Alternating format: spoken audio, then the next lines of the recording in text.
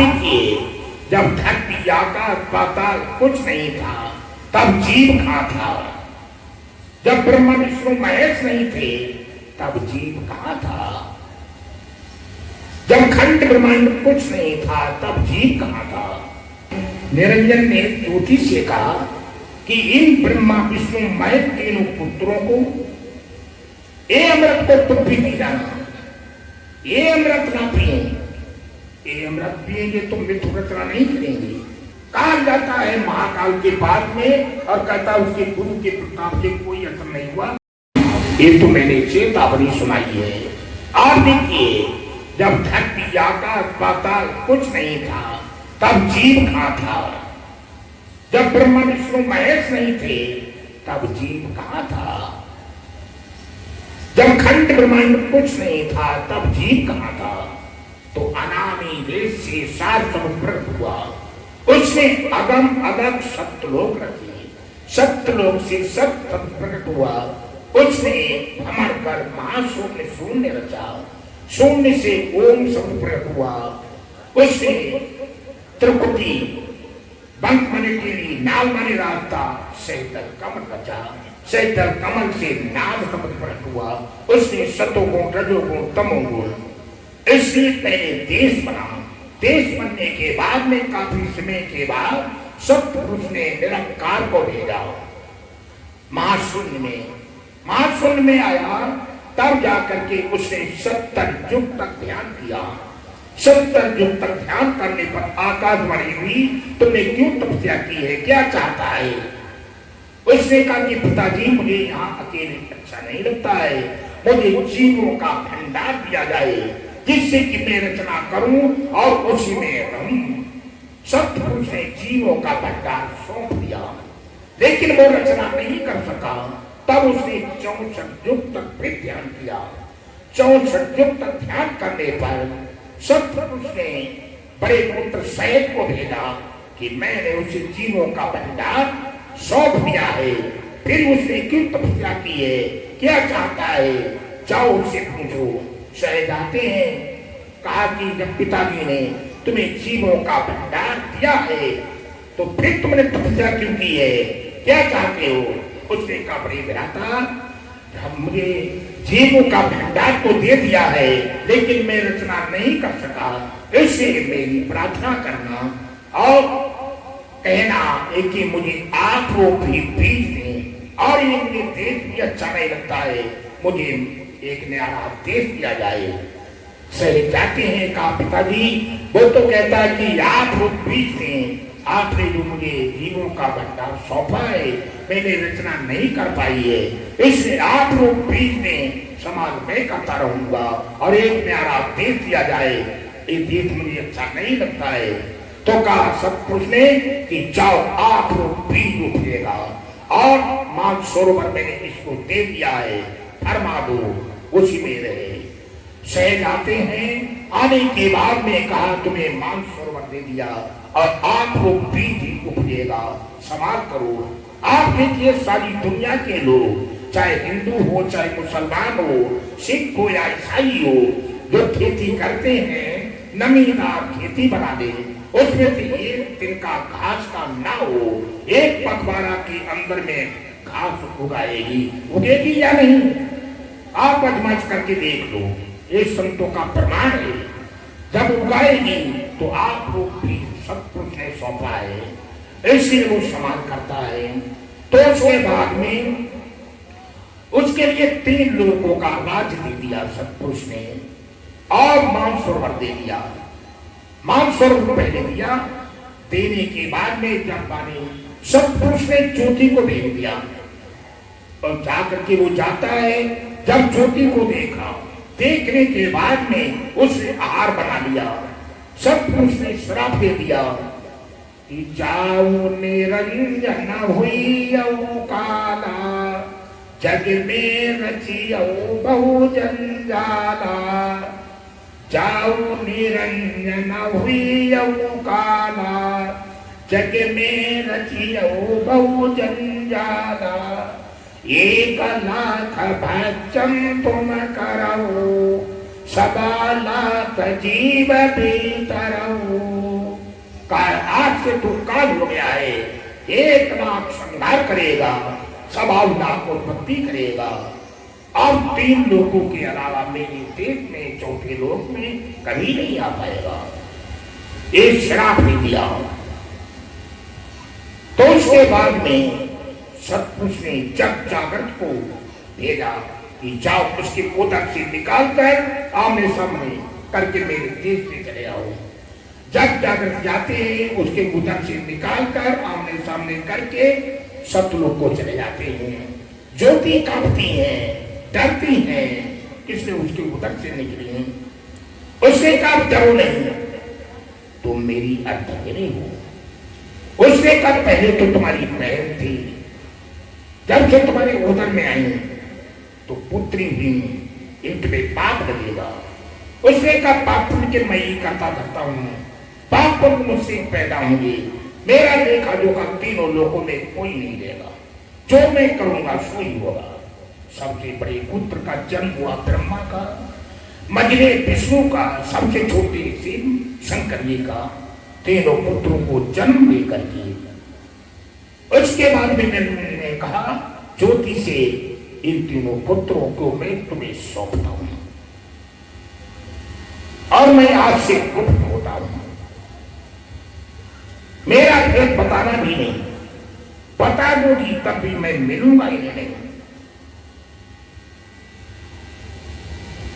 उसके बाद में निरंजन ने ज्योति से कहा कि इन ब्रह्मा विष्णु मैं तीनों पुत्रों को ये अमृत को तुम भी पी जाना, ये अमृत ना पिए, ये अमृत पिएंगे तो मृत्यु रचना नहीं करेंगे, इसी अमृत को तुम भी पी जाना।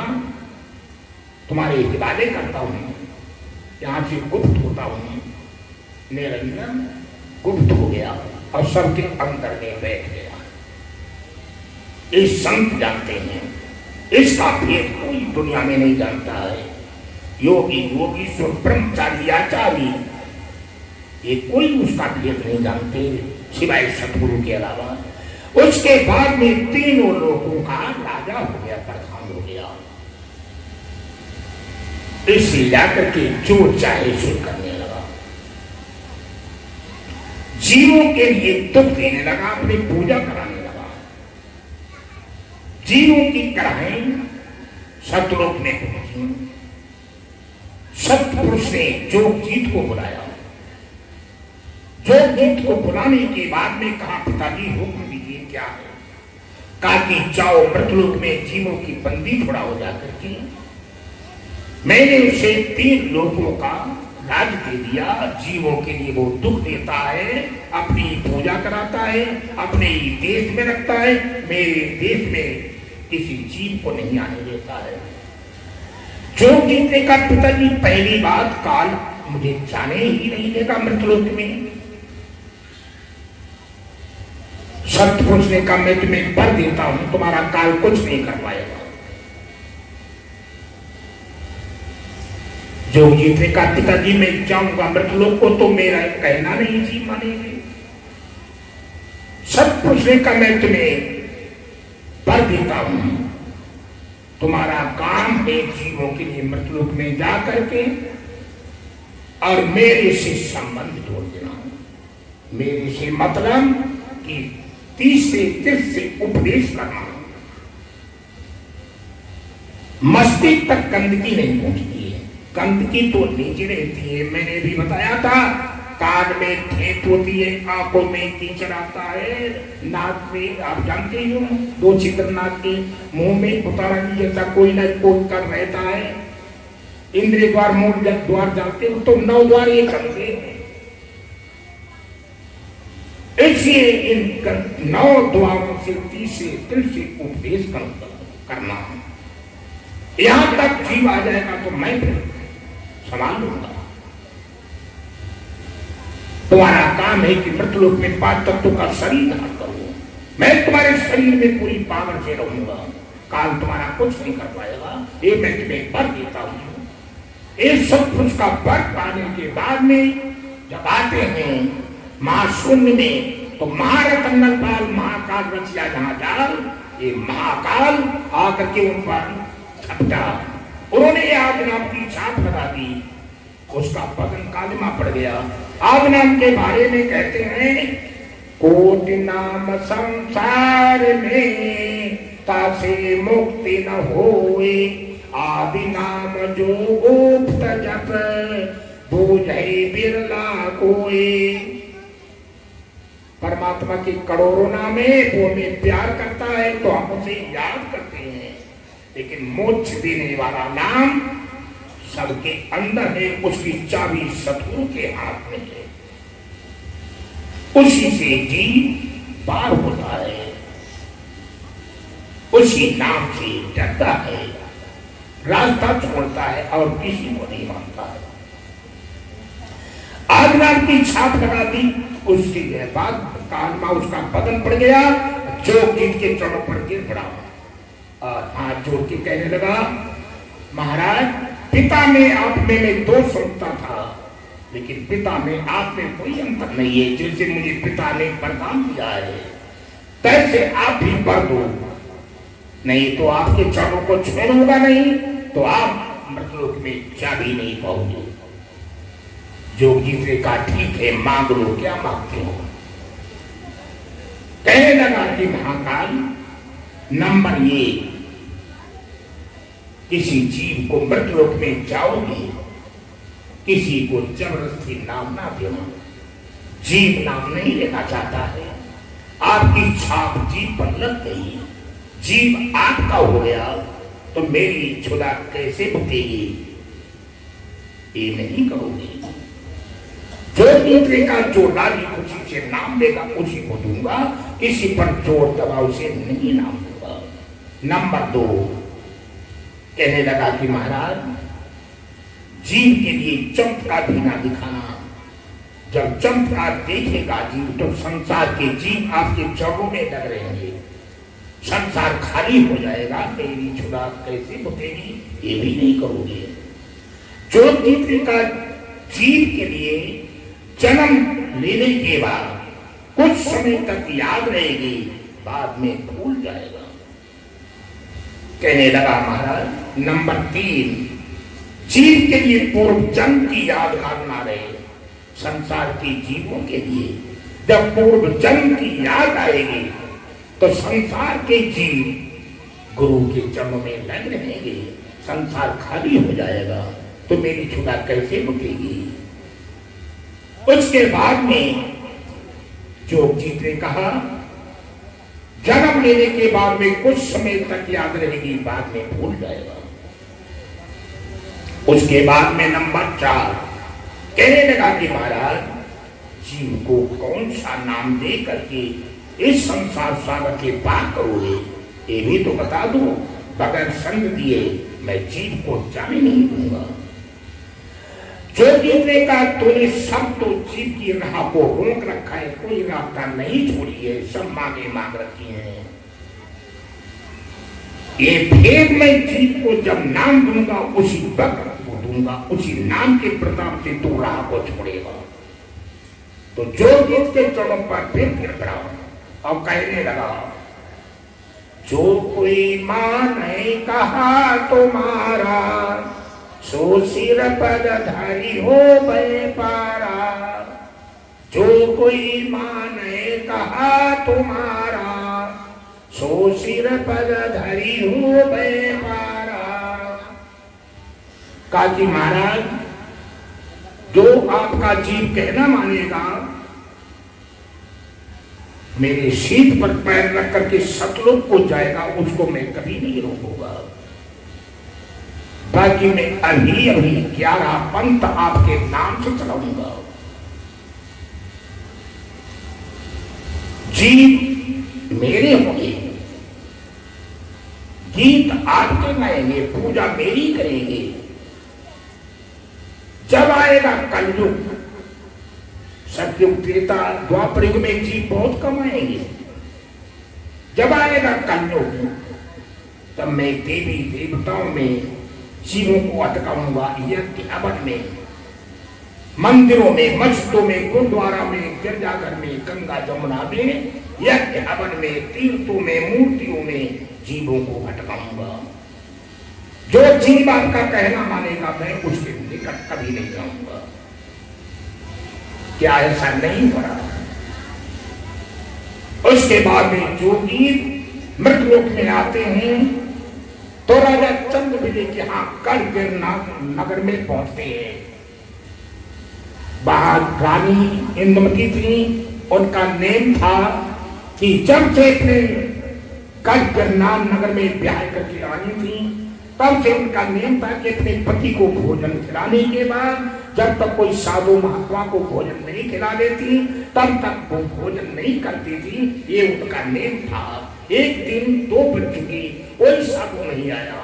सतखंडा पर चढ़ करके देखा चारों तरफ, मन में अपने की कोसने लगी कि हे मालिक, जब तक मैंने साधु महात्मा को भोजन नहीं करा दिया तब तक मैंने भोजन नहीं किया। अपने पति को भोजन खिलाने के बाद आज मेरा प्राण भंग हो जाएगा।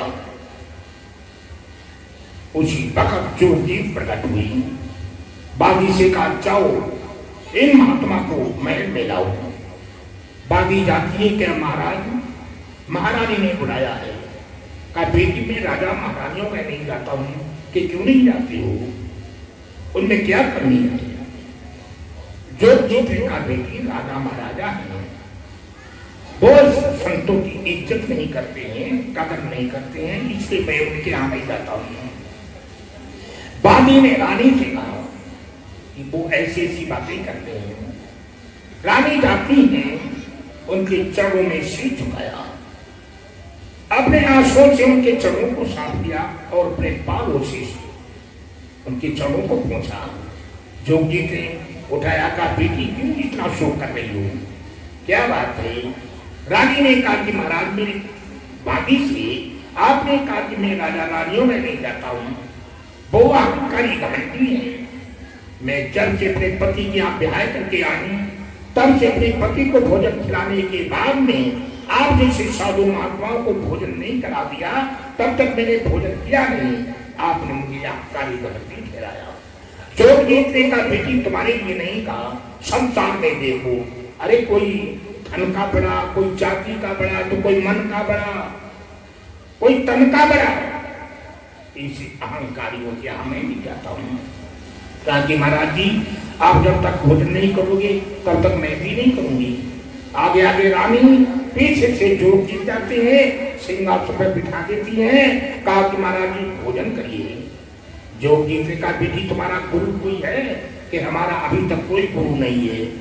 जोग जीत ने कहा बेटी मैं नेवरा क्या चल भी नहीं पीता हूं, तुम भोजन को कहती हो? रानी ने कहा महाराज जी नेवरा में क्या गुण है जो पानी नहीं पीते हो, भोजन नहीं करते हो? तो जोग जीत कहते हैं कि नेवरा ये को ना मिले, पापी मिले हजार। एक नेवरा के शीश पर लख पापन का भार। का बेटी जिसका गुरु नहीं होता है वो लाखों पापों का सर पर बोझ होता है। इसी में नेवरा की आज जल भी नहीं पीता हूं, तुम भोजन को कहती हो? रानी कहने लगी महाराज जी बड़े बड़े साधु महात्मा आए, मैंने उन्हें एक खुराक खवाई, वो 10 खुराकें बांध के ले गए। आप कहते मैं जल भी नहीं पीऊंगा, तो जैसा उचित समझे वैसा करिए। जब तक भोजन नहीं करोगे तब तक मैं जाने नहीं दूंगी। जो जीतने का बेटी तब तुम्हें गुरु करना पड़ेगा, नाम देना होगा। का ठीक महाराज जी नाम देंगे। उसके बाद में रानी ने नाम दिया। नाम लेने के बाद में जितने भी संत आते हैं पहले ही बता देते हैं, बाद के कुछ रखते ही नहीं है। तो उसके बाद में जो जीत ने कहा कि बेटी देखिए नाम तो मैंने तुम्हें दे दिया है, अब नाम देने के बाद में आप देखिए ये तो लगन की बात होती है। लगन लगन होती है, एक लड़का लड़की की लगन होती है कि एक पखवाड़ा से लड़के के लगन ना बांधी जाए, लगन कहीं लग जाए। एक परमात्मा से मिलने की लगन होती है, एक अपने किसी से मिलने की लगन लगन होती है। तो का 1 हफ्ता के बाद में तुम्हारा पर्दा खुल जाएगा अगर लगन लगी होगी तो। उसके बाद में जा करके पर्दा के अंदर में एक हफ्ता के अंदर में पर्दा खुल गया। उसके बाद में उसी वक्त जाकर के तब जाकर के वो कुछ दिनों के बाद में जो इसने पहले भी कहा एक ही देखो बेटी ये मैंने जो बताया है तो पर्दा खुलने के बाद में तुम्हें आकर के सर बन करके तुम्हें डसेगा। उस वक्त पर तुम जाकर के अपने पति से कहना कि पति जी मेरी झाड़ा पोछी मत करना, 1 घंटा तक मैं भजन पर बैठूंगी, जब मेरी विस्मार उतरे तब झाड़ा पोछी करना। अगर शोरगुल हुआ तो मुझे जीवित नहीं पाओगे। शोरगुल क्यों मना किया था? इसलिए किया था एक ही शोरगुल होगा तो ध्यान नहीं लगेगा, तो उसके बाद में तो ध्यान लगेगा नहीं तो कार्य पूरा होगा नहीं, इसलिए मना किया था। का 1 घंटे के बाद में विष ना उतरे तो मेरी झाड़ा पोछी करा।